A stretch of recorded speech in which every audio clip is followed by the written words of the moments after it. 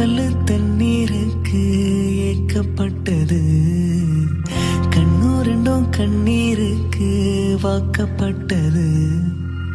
தேனித்தால போலவே நாளும் கிழிறேனா, தேர்வுதால கண்ணீரால ஏனோ எழுதுற. இது கனவா